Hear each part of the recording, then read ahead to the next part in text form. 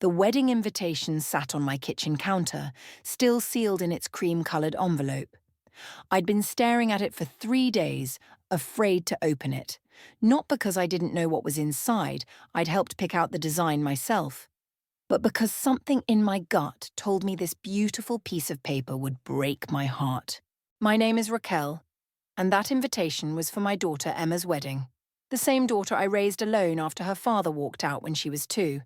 The same little girl I worked 3 jobs for, just so she could take dance lessons and wear clothes that didn't come from thrift stores. The phone rang, interrupting my staring contest with the envelope. Emma's name flashed across the screen. "Mum?" Her voice sounded different, distant. "I need to talk to you about the wedding." "Of course, sweetie. I was just looking at the invitation. That's actually what I wanted to discuss." She cleared her throat. "There's been a change of plans. Virginia, Dexter's mother, she's taking over the planning. She thinks it would be better if we kept things exclusive." My hand gripped the counter. "Exclusive?" "The venue is smaller than we thought," Emma continued, her words coming faster now. "And the Bowens have so many important connections to invite. I can't." "Can't what, Emma?" "I can't have you there, Mom. It would make things awkward. Virginia says—" "Virginia says?" My voice cracked. "Since when does Virginia decide whether a mother can attend her own daughter's wedding?" "Mom, please understand. This wedding could change everything for me and Dexter. His family's connections." "I understand perfectly." I surprised myself with how steady my voice remained. "You're choosing status over your mother." "That's not fair. I'm just trying to—" "To what? Pretend you weren't raised by a cleaning lady? That you didn't grow up in a 2-bedroom apartment?" The tears were coming now, but I wouldn't let them into my voice. "That your mother didn't skip meals so you could have new ballet shoes?" Silence stretched between us. Finally, Emma spoke, her voice small. "I'll call you after the honeymoon. We can have lunch or something." The line went dead. I stood there holding my phone until my friend Kinley's scheduled afternoon visit brought me back to reality. She took one look at my face and pulled me into a hug. "What happened?" I told her everything, watching her expression shift from shock to anger. "That little—" Kinley caught herself. "I can't believe she'd do this to you, after everything you've done for her." "I kept telling myself it was just a phase," I said, sinking into my worn couch. "When she started dating Dexter, when she moved into their mansion, when she stopped visiting, I thought once the wedding excitement died down, my real Emma would come back." Kinley grabbed my hand. "What are you going to do?" I looked at the invitation, still unopened. Walking over, I picked it up and dropped it in the trash. "Nothing," I said. "I'm going to do absolutely nothing." "Nothing? Raquel, you can't be serious. You should crash that wedding, show those stuck-up Bowens." "And prove them right?" I shook my head. "Prove I'm exactly what Virginia thinks I am. Some classless woman who doesn't know her place? But no." I straightened my shoulders. "I raised my daughter better than she's acting right now. I won't let her reduce me to acting the same way." Kinley stared at me for a long moment. "You're a better person than I am." "No," I said, wiping my eyes. "I'm just a mother who loves her daughter enough to let her make her own mistakes, even when those mistakes break my heart." Later that night, after Kinley left, I sat on my balcony looking at the city lights. 25 years of memories played through my mind: Emma's first steps, her high school graduation, the day she met Dexter at that charity event I'd cleaned for. My phone buzzed with a text from Emma. "I'm sorry it has to be this way. I hope someday you'll understand." I didn't reply. Instead, I opened my work calendar and added extra cleaning appointments for the day of the wedding. Mrs. Newton's penthouse would need attention, and the Hendersons always wanted their windows done on Saturdays. If my daughter didn't want me at her wedding, fine. I'd spend that day doing what I'd always done, working hard and holding my head high. It's what got me through raising her alone, and it would get me through this too. But as I got ready for bed that night, I couldn't help wondering if this was really the end of our story, or if Karma had other plans. Either way, I knew one thing for certain. Dignity might not fill the hole in my heart, but it would keep me standing tall while it healed. 2 weeks before Emma's wedding, I was cleaning Eliza Newton's penthouse when I heard voices from the study. I normally tune out conversations while working, but Virginia Bowen's distinctive voice caught my attention. "The bank won't extend the loan grant," she hissed. "What are we supposed to do?" I froze, Windex bottle in hand. I shouldn't listen, but my body wouldn't move. "Keep your voice down," Grant replied. "The maid is here." "Oh, please, she's just the help. Besides, she's probably wearing those awful earbuds they all use." I grimaced, grateful I'd forgotten my earbuds at home today. "The wedding has to go perfectly," Virginia continued. "It's our last chance to secure the Mitchell investment. If they see their daughter marrying into our family—" I know, Grant's voice was strained. "But we're running out of options. The auditors are asking questions about the offshore accounts. Then answer them. Isn't that what we pay our accountants for? To make things disappear?" I carefully moved closer to the door, pretending to dust the hallway table. "It's not that simple anymore," Grant said. "The feds are sniffing around.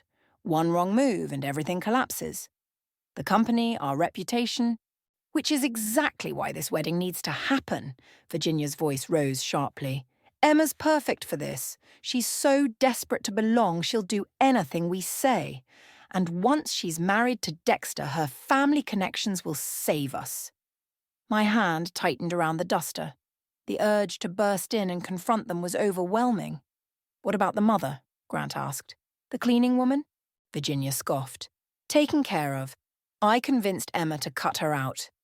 Can't have someone like that at the wedding, especially with the Mitchells there. She'd probably try to clean the tables during dinner."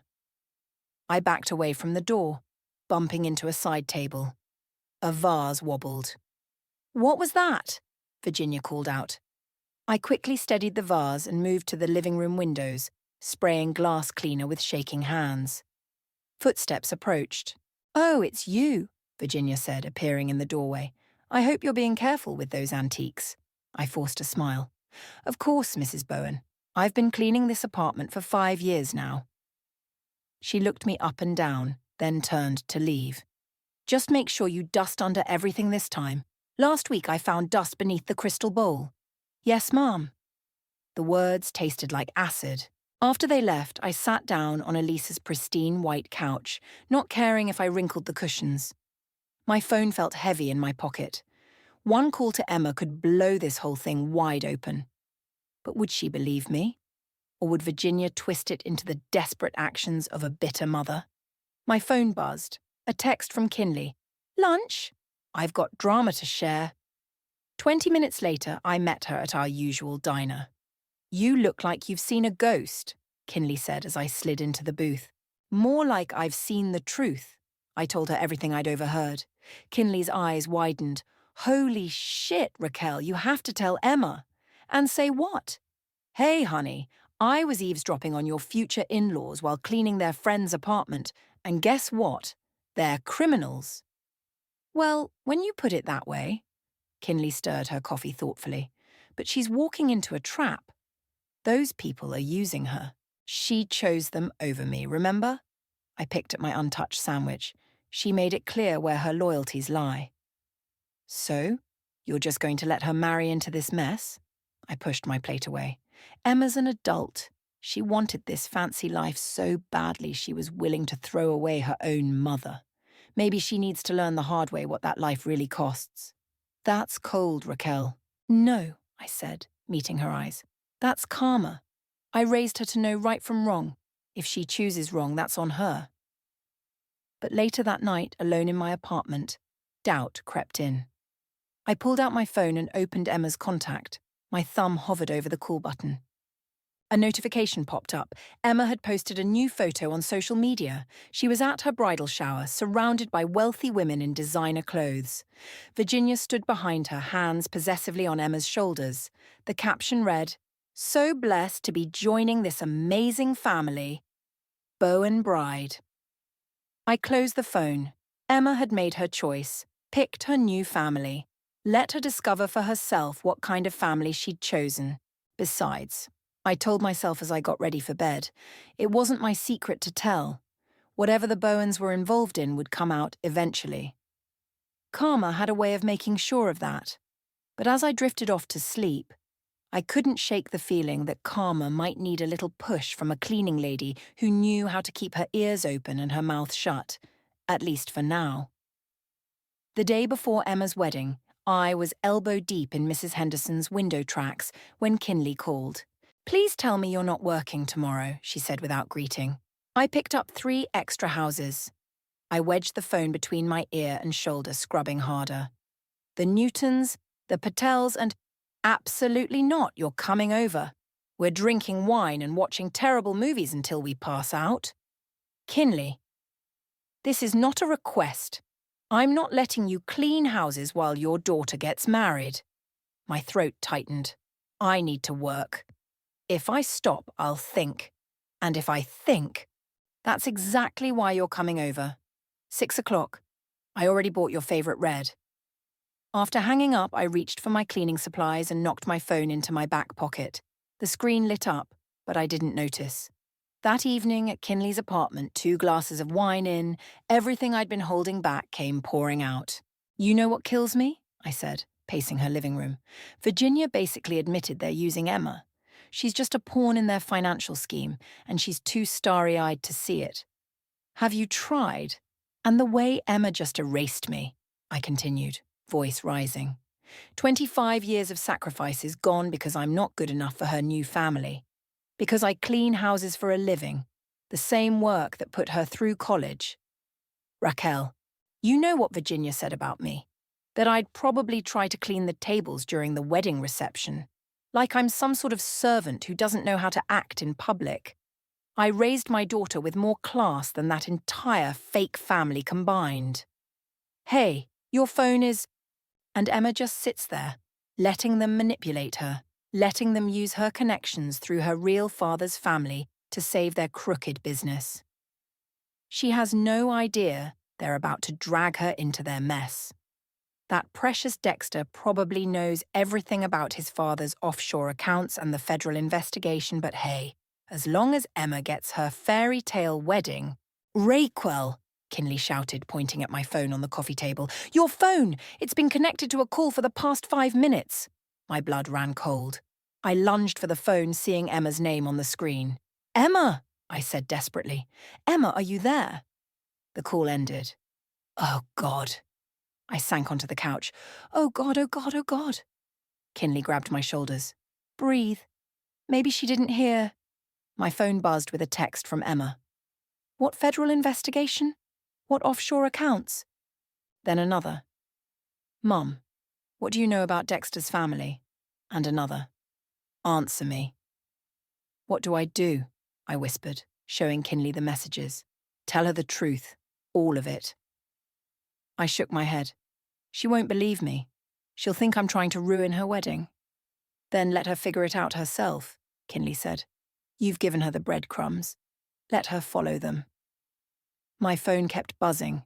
Emma was calling again. And again. And again. "I can't," I said, silencing the phone. "I can't talk to her right now. Raquel, no." I stood up, grabbing my purse. "I need to go home. I have houses to clean tomorrow." "You can't just leave it like this." But I was already heading for the door. "Thank you for the wine, Kinley. I'll call you tomorrow." At home, I watched my phone light up with calls and messages until past midnight. Emma's tone shifted from angry to desperate to pleading. The final message made my heart stop. "Mom, I'm scared. What if you're right?" I started typing several responses, deleting each one. Finally, I sent, "Ask Dexter about the Mitchell investment. Ask him why Virginia really wanted you in the family." Then I turned off my phone and tried to sleep, knowing I'd just lit a fuse that would either save my daughter or destroy what was left of our relationship. Around 3 a.m., unable to sleep, I turned my phone back on. No new messages from Emma, but there was a missed call from an unknown number. The voicemail was Virginia's voice, cold and clear. Listen to me, you vindictive little cleaning woman. If you think you can ruin this wedding with your pathetic lies, think again. I don't know what you think you heard, but if you breathe a word of this to anyone else, I'll make sure you never work in this city again. Stay in your lane and remember your place. I played the message 3 times, each time feeling less afraid and more certain. Virginia's threat confirmed everything. The question was, would Emma see it too? As dawn broke, my phone finally buzzed with a text from Emma. The rehearsal dinner is in 6 hours. I need to talk to Dexter first. Then we need to talk. Please be available. I replied with a simple okay and started getting ready for work. Whatever happened next, I had houses to clean. It's what I'd always done and what I'd keep doing, no matter how this played out. But for the first time since this whole nightmare began, I felt a glimmer of hope. Maybe karma didn't need a push after all. Maybe it just needed an accidental phone call. I was finishing up at the Patel's house when my phone exploded with notifications. Dozens of messages from Kinley, all with the same urgent tone. Turn on the news now. I pulled up a local news live stream on my phone. The headline made my stomach drop. Breaking. Chaos at high-profile wedding rehearsal dinner. Fraud allegations surface. The camera showed the exclusive restaurant where Emma's rehearsal dinner was supposed to be happening. Police cars lined the street, their lights flashing against the building's glass facade. My phone rang. Kinley. Are you watching? She demanded. What happened? It's all over social media. Emma confronted Dexter and his parents during the dinner, in front of everyone, including the Mitchells. I sat down on the Patel's pristine couch, not caring about my cleaning uniform. Tell me everything. Someone posted a video. Emma stood up in the middle of the main course and just lost it. She demanded Dexter tell her about the offshore accounts. When he tried to brush it off, she turned to Grant and Virginia. My hands were shaking. And she quoted Virginia word for word from what you overheard, about using Emma's connections to save their company, about the federal investigation. The whole room went silent. Oh, God. That's not even the best part, Kinley continued. Apparently one of the Mitchells is on the Federal Banking Commission. He made a call right there at the table. Within 30 minutes, federal agents showed up. I switched to another news channel. They were interviewing guests leaving the restaurant. It was like watching a train wreck in slow motion, one woman was saying. Virginia tried to play it off as wedding jitters, but Emma had receipts. Actual documents. She must have spent all day digging. I thought of those early morning texts. Emma saying she needed to talk to Dexter first. She hadn't been asking him questions. She'd been investigating. My phone buzzed with another call. Emma. I have to go, I told Kinley. Emma's calling. Mom? Emma's voice was shaky. Can you come get me? Where are you? Outside the restaurant.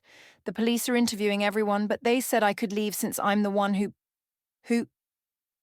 I'm on my way, I said, already heading for my car. Stay put. 20 minutes later, I pulled up to find Emma sitting on a bench, still in her rehearsal dinner dress. Her makeup was streaked with tears, but her back was straight. Just like I'd taught her. She got in without a word. We drove in silence until she finally spoke. I found everything, she said quietly. Once I knew what to look for, it wasn't even hidden that well. Dexter's laptop had emails about the Mitchell investment, about using my father's family connections. They even had a contingency plan if the wedding fell through. They were going to try to get me to invest my trust fund before announcing bankruptcy. Emma. Virginia was right about one thing, she continued, her voice bitter. I was desperate to belong. So desperate I couldn't see what was right in front of me, or what I was throwing away. We stopped at a red light. I turned to look at her, really look at her. Behind the designer dress and expensive highlights, I saw my little girl again. When I heard your voice on that accidental call, she said, everything you were saying about them, it was like waking up from a dream. A nightmare, really. And then when I confronted Dexter, what did he say? He tried to deny it at first. Then he tried to convince me it wasn't a big deal, that all wealthy families have creative accounting. That's when I knew he was just like them. and I'd chosen him over you. The light turned green. We drove the rest of the way to my apartment in silence. Inside, Emma looked around the familiar space, the worn couch where we'd had so many movie nights, the small kitchen table where I'd helped her with homework, the photos on the walls documenting every milestone I'd worked so hard to give her. "I don't deserve to be here," she whispered. "No," I agreed. "You don't." She flinched.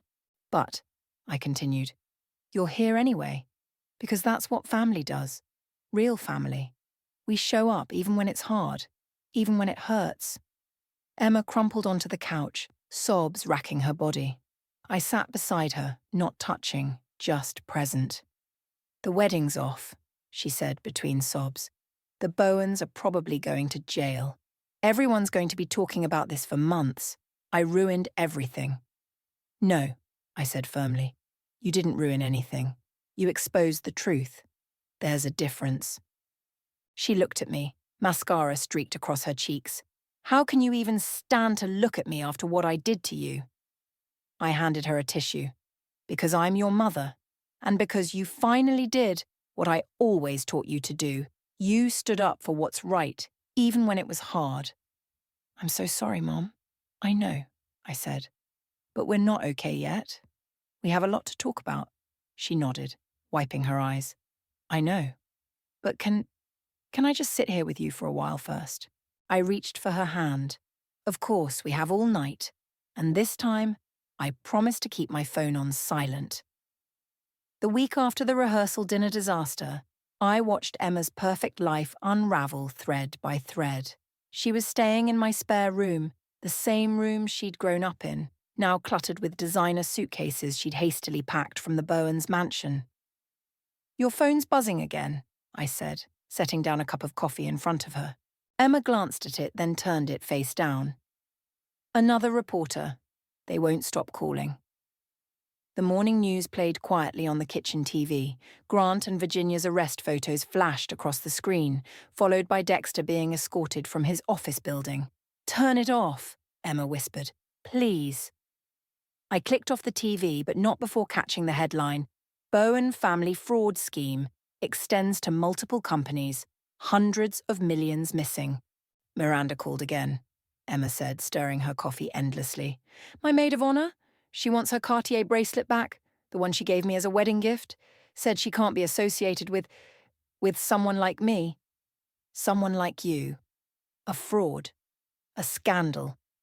The girl whose almost in-laws are going to federal prison." She laughed bitterly. "Funny how quickly people forget I'm the one who exposed it all." The doorbell rang. Emma tensed. "It's just Kinley," I said, checking my phone. "She's bringing breakfast." Kinley burst in with bags of pastries and her usual energy. "You would not believe what I just heard. That snobby boutique where you got your wedding dress? They're refusing to refund the deposit because, and I quote, the cancellation was due to criminal activity." "Add it to the list," Emma muttered. "Along with the venue, the caterer, the florist."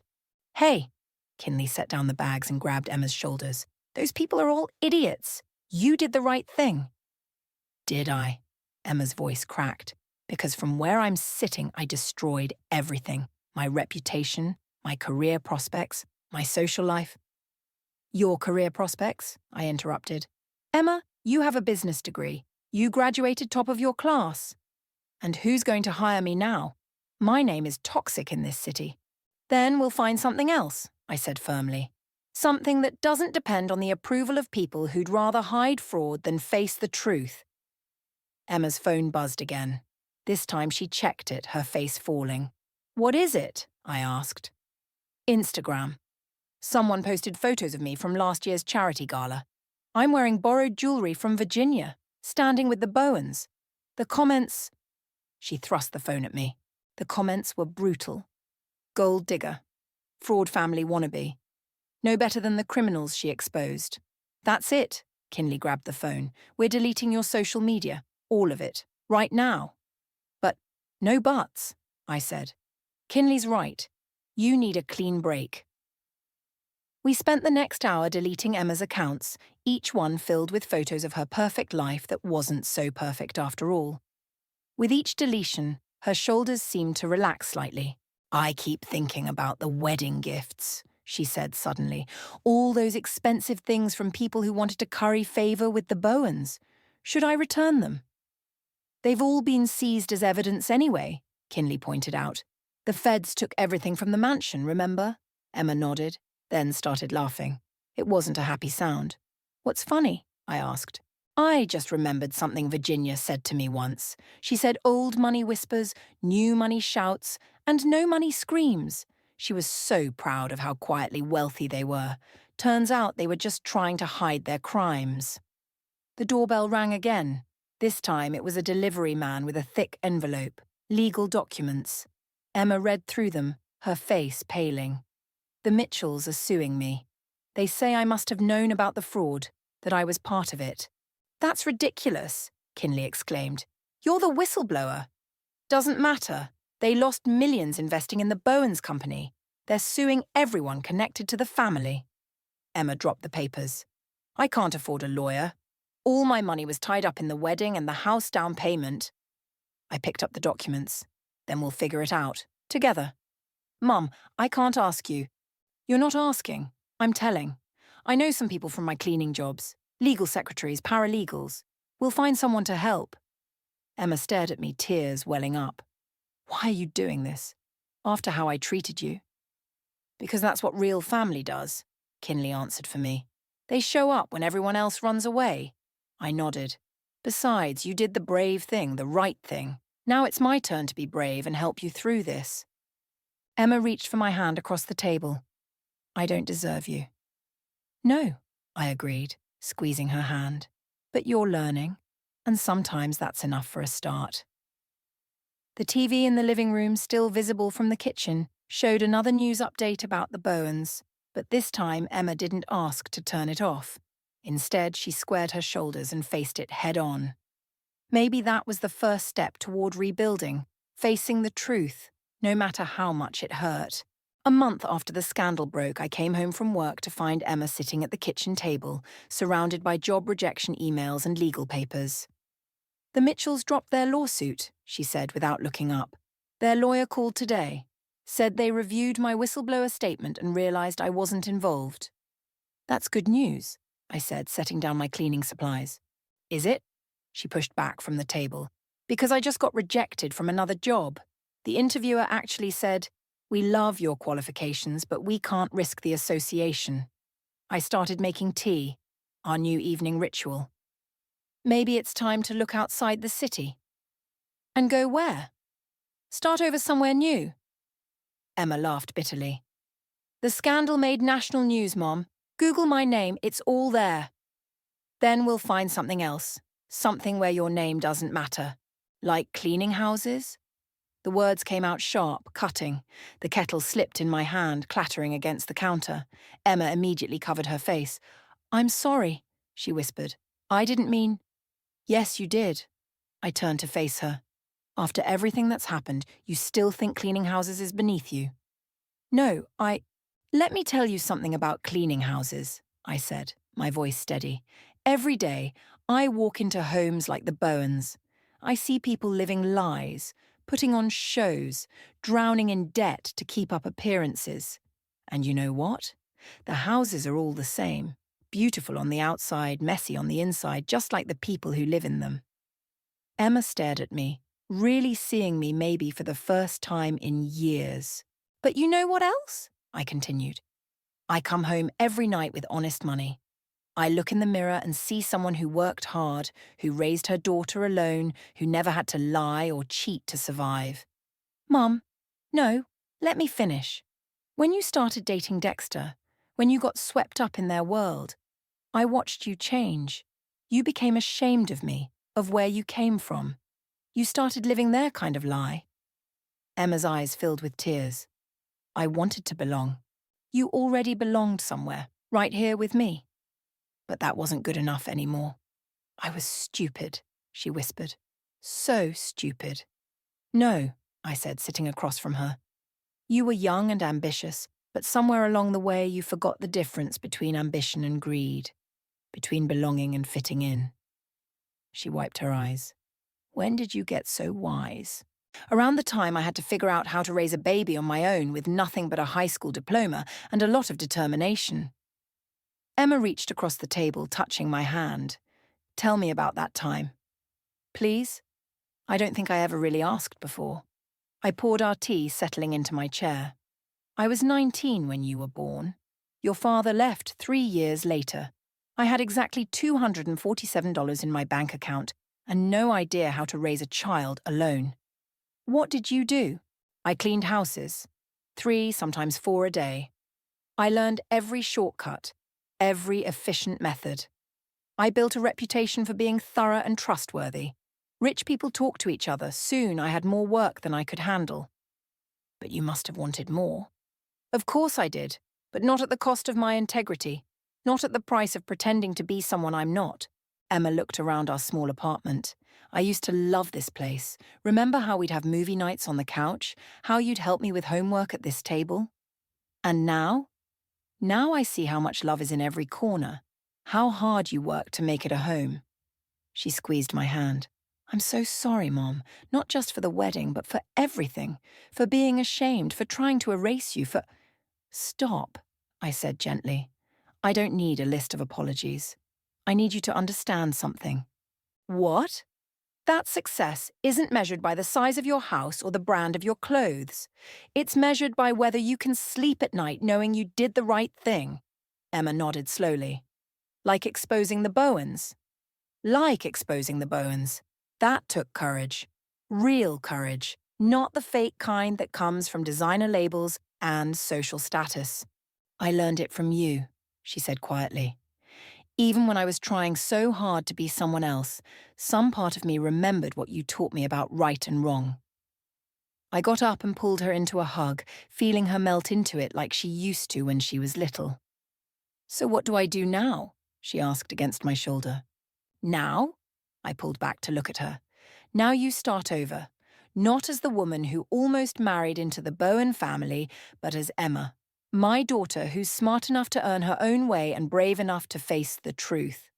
She wiped her eyes again, but this time she was smiling. Can we have movie night, like we used to? Of course, I gestured to the couch, but this time you're making the popcorn. For the first time in weeks, Emma's laugh sounded real. And as we settled onto our old couch with our cheap popcorn and Netflix, I saw a glimpse of my real daughter coming back, the one who didn't need designer clothes or society's approval to know her worth. 3 months after the scandal, I was cleaning Mrs. Newton's penthouse when Emma called. Mom, I got a job! Her voice was breathless with excitement. That's wonderful! Where? You know that small non-profit I interviewed with last week? The one helping low-income single mothers start businesses. They offered me the position of financial advisor. I set down my cleaning supplies. Emma, that's perfect for you. The salary's not great, she admitted. Nothing like what I would have made at the investment firm, but, she paused, it feels right, like I can actually help people instead of just making rich people richer. I'm proud of you, I said, meaning it more than ever before. There's something else, she continued. I saw Dexter today. My heart stopped. Where? At the courthouse. He was there for his father's hearing. He tried to talk to me. And? He said he misses me. That once this all blows over, we could start fresh somewhere else. That his family still has money hidden away that the feds don't know about. I gripped the phone tighter. What did you say? Emma laughed, a clear, strong sound. I told him I'd rather clean houses for the rest of my life than spend one more minute pretending to be something I'm not. Pride swelled in my chest. You said that. I did. And Mom? I meant it. Really meant it. After we hung up, I finished cleaning the penthouse, thinking about how life has a way of coming full circle. It was here, after all, where I'd first overheard Virginia and Grant's conversation that started everything. That evening, Emma was waiting at my apartment when I got home. She had takeout from our favourite Thai place spread across the kitchen table. Celebration dinner, she explained, for the new job. And I wanted to talk to you about something. We sat down to eat and I noticed she seemed nervous pushing her pad thai around her plate. What's on your mind? I asked. I've been thinking about everything that happened, about why I let myself get so caught up in the Bowens world. She set down her fork. I think I was trying to prove something. To who? To Dad. She met my eyes. To prove he was wrong to leave us, that we could be just as good as his new family. I reached across the table. Emma, no, let me finish. I spent so long being angry at him for leaving, for starting a new family, for having all that money while we struggled. I thought if I could just become part of that world, it would somehow make up for everything. And now? Now I realize I was looking for validation in all the wrong places. She squeezed my hand. The person I should have been trying to make proud was right here all along. You've always made me proud, I said, even when you were breaking my heart. That's just it, Emma's voice cracked. You never stopped loving me, even when I treated you terribly, even when I chose them over you. How do you forgive something like that? I thought carefully before answering. Do you remember when you were 7 and you broke my favourite vase? The only nice thing I owned? She nodded. You were so scared I'd be angry. You hid under your bed for hours. But when you finally came out, do you remember what I said? You said things can be broken and still have value, Emma whispered. That sometimes broken things come back together stronger than before. Exactly, I smiled. Our relationship was broken, Emma, but we're putting it back together. And maybe, just maybe, it'll be stronger for having been broken. But how can you trust me again? Trust isn't given back all at once, I said. It's earned back piece by piece, day by day, just like respect. Emma wiped her eyes. I respect you more than anyone in the world now. I see how strong you are, how dignified. Even when Virginia was insulting you, even when I was pushing you away, you never lowered yourself to their level. That's because I know who I am, I said simply. Something you're learning now too. She nodded, then reached into her bag. I have something for you. She pulled out an envelope and handed it to me. Inside was a check, a large one. What's this? My trust fund, she explained. What's left of it after the lawyers. I want you to have it. Emma, no. Please, she insisted. Use it to start your own cleaning business. Hire people, expand. You've worked for others long enough. It's time you were the boss. I stared at the check, then at my daughter. Are you sure? More sure than I've been about anything in a long time, she smiled. Consider it an investment in honest work from someone who finally understands its value. I folded the check and handed it back. Keep it. Not for the Bowens lifestyle, not for designer clothes or fancy cars. Keep it for your future, the real one you're building now. Emma's eyes filled with tears again, but this time they were accompanied by a genuine smile. I love you, Mom. I love you too, sweetheart. Broken vases and all. The morning of the Bowens sentencing hearing, Emma and I sat in the courthouse together. She gripped my hand as Virginia and Grant were led in wearing orange jumpsuits, a far cry from their designer clothes. You don't have to stay, I whispered. Yes, I do. Emma's voice was firm. I need to see this through. Dexter sat a few rows ahead, shoulders slumped. He hadn't looked our way once. The judge entered and the room fell silent. The sentences were read. 15 years for Grant, 12 for Virginia, 8 for Dexter. As they were led away, Virginia turned and caught Emma's eye. For a moment, I saw the old fear flicker across my daughter's face. Then she straightened her spine and stared right back. Outside the courthouse, reporters swarmed us. Miss Hall, how does it feel to be the whistleblower who brought down one of the city's most prominent families? Emma looked at me, then faced the cameras. I'm not a whistleblower. I'm just someone who finally chose truth over pretense and my real family over a fake one. She grabbed my arm. Come on, Mom. We've got somewhere to be. That somewhere turned out to be the community centre where Emma now worked. Inside, a group of women waited, single mothers like I had been, each hoping to start their own business. Ladies, Emma announced, this is my mom, Raquel. She built a successful cleaning business from nothing, and she's here to share her story. I stared at her. Emma, what? They need to hear it, Mom. They need to know it's possible. She addressed the group. My mother taught me that honest work done well is nothing to be ashamed of. It took me way too long to learn that lesson, but now I'm going to make sure others don't make the same mistake." The women looked at me expectantly. I took a deep breath and began. 25 years ago, I was where many of you are now. Alone, scared, with a baby to feed and no idea how to do it.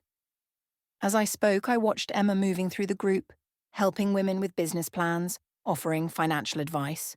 This was who she was meant to be. Not some society wife, but a woman using her skills to lift others up. After the session, one of the women approached us. "Thank you both," she said.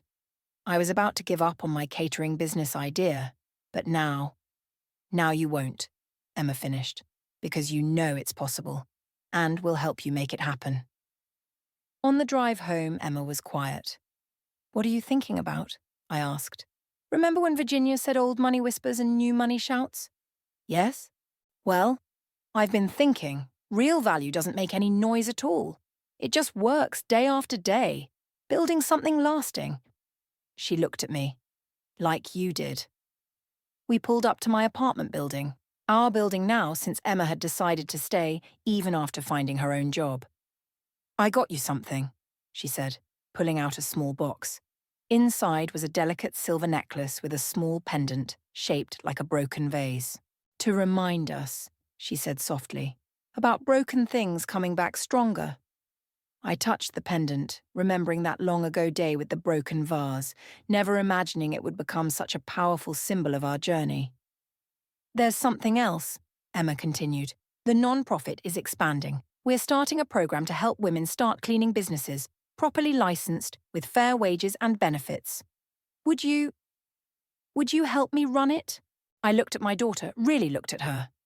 Gone was the society climber desperate to prove herself. In her place was a woman who understood that true worth isn't measured in dollar signs. "On one condition," I said. "What's that?" "That you let me keep cleaning Mrs. Newton's penthouse. Someone needs to keep an ear out for the next family trying to build their life on lies." Emma laughed, a real laugh, full and free. "Deal. But only if you let me help sometimes. I need to remember where I came from to know where I'm going." We headed upstairs to our apartment. The same worn couch waited, the same small kitchen table where we'd shared so many meals. But something was different now. The space felt fuller somehow, richer with understanding.